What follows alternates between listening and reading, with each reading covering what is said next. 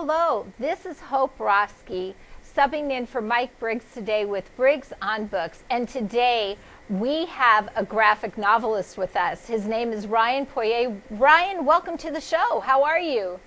Good, thank you. Yourself? Oh, I'm doing well. I'm doing well. You're coming to us from Canada, correct?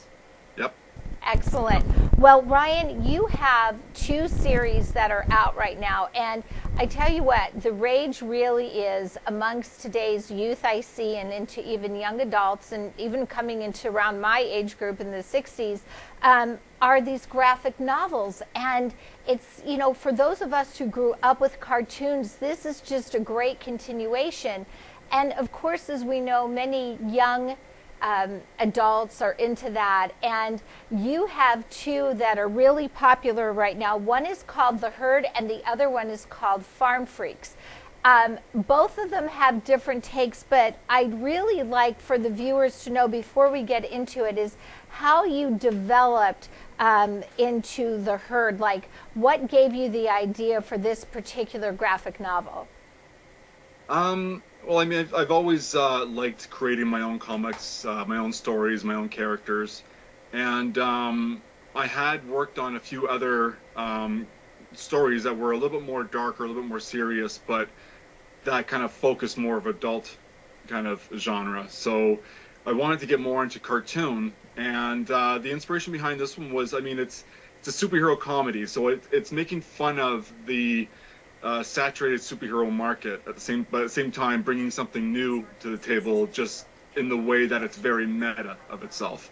The inspiration behind it's very 90s cartoons that I grew up with. My books read like a Saturday morning cartoon back in the day. Certain artists that inspired my work, like Bruce Timm, and then like he did the animated series of Batman and Tiny Toons.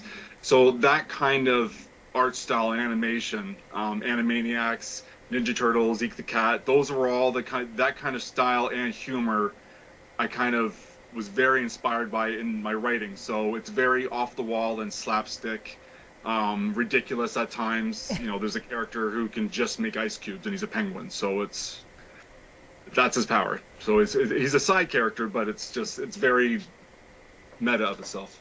Well, what I really like is the fact that, in today's world where things have been so serious and there are wars going on in different parts of the world, it's so nice when you can rely on comedy. And the fact that your graphic novel does bring in that kind of comedic illustration and writing, I think is exceptional.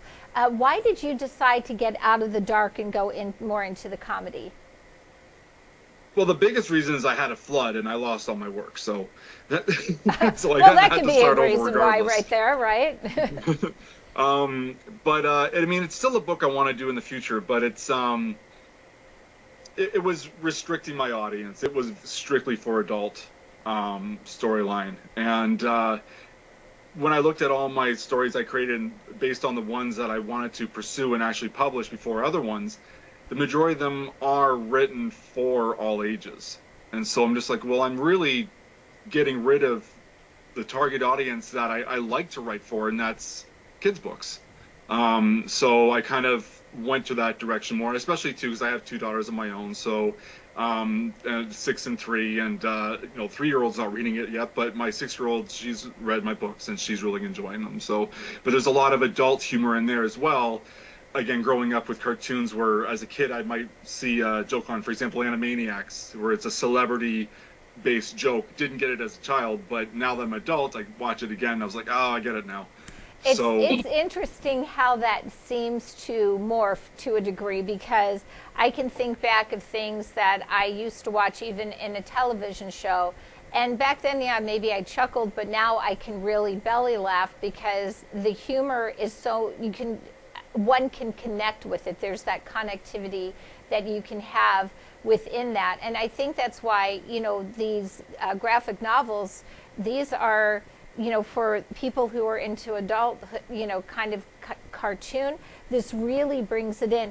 When we talk about The Herd with some of your characters, who are some of your favorites and why?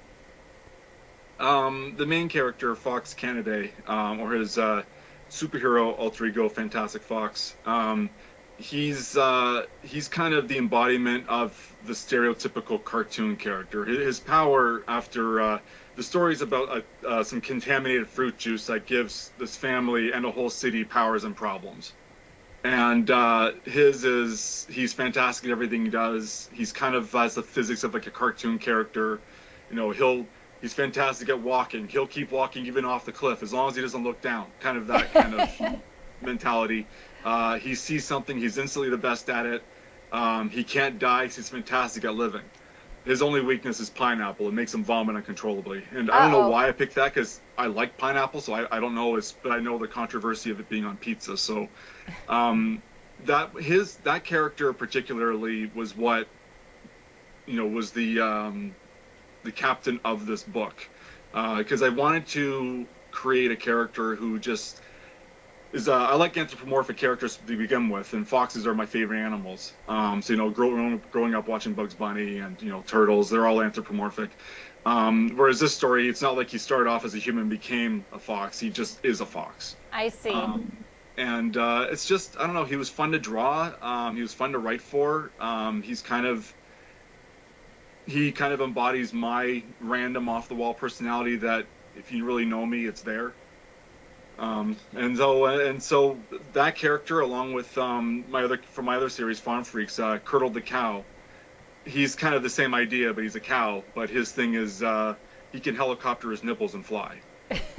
Well, one of the things about Farm Freaks, which I think, for sometimes kids who may not always fit in, Farm Freaks kind of fits that mold. It's just kind of like that group that doesn't fit in, but then can bond and connect. Why is that so important, do you feel, especially for youth to engage with something like that? The idea behind this book is that it's okay to be different. It's embrace your quirks. Doesn't matter what they are. Even if you seem normal on the outside, we all got stuff going on the inside that makes Yep. us insecure and anxiety ridden. So everyone in some degree, always in some point in their life, didn't feel like they truly belonged in some way, shape, or form. And then there's other people who feel that even more because of various reasons, whether it be disabilities or whatever. So I kind of wanted to embody all of that and just have the message that it really doesn't matter where you come from, who you are, what your quirk is. Embrace who you are, embrace yourself, because it'd be a very boring world if we were all different.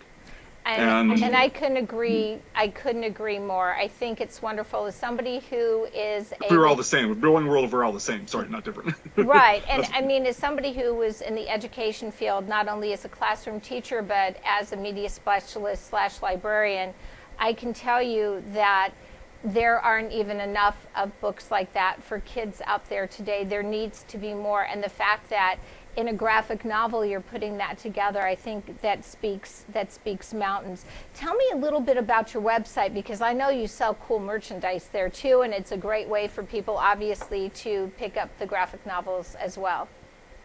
Yeah, my website's accidentalcreations.ca. And that's kind of my small self-publishing business. I kind of use to umbrella all my works. Because aside from Farm Freaks and The Herd, there are other stories I'm planning on telling in the future. So it just going the self-publishing route, this just kind of umbrellas everything. And I just did a Kickstarter for The Herd that finished just this past July. And so I've made extra merchandise for that. I've made your normal playing cards, but all themed to that story.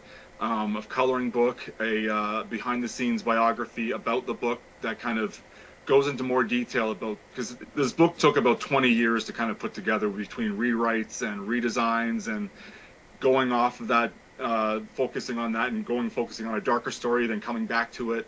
So it's kind of like a biography journal that goes into the whole behind the scenes of the book. So that's available. And there's clothing as well.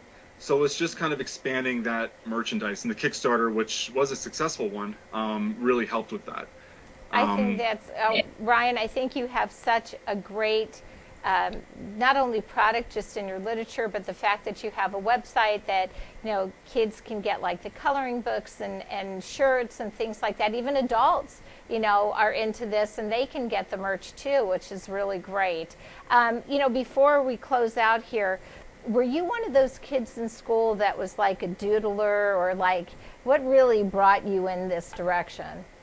Yeah, I mean, I passed all my grades, but it was like some of them by the skin of my teeth, and it was purely just because I'm like, well, I don't want to do math, I want to draw. I can count the potatoes, so I'm good for that. But it's I don't know, it was Walt Disney really was my biggest inspiration, and I don't know what it was. Like even when I was in grade two or three, I think I went upon my own self to like get a library book and research of like how did he go the way he went, and just how did he build all these characters, and then just studying all those old artists, Chuck Jones for like Looney Tunes, all those old kind of artists that animated those old cartoons like Sword and Stone and Robin Hood.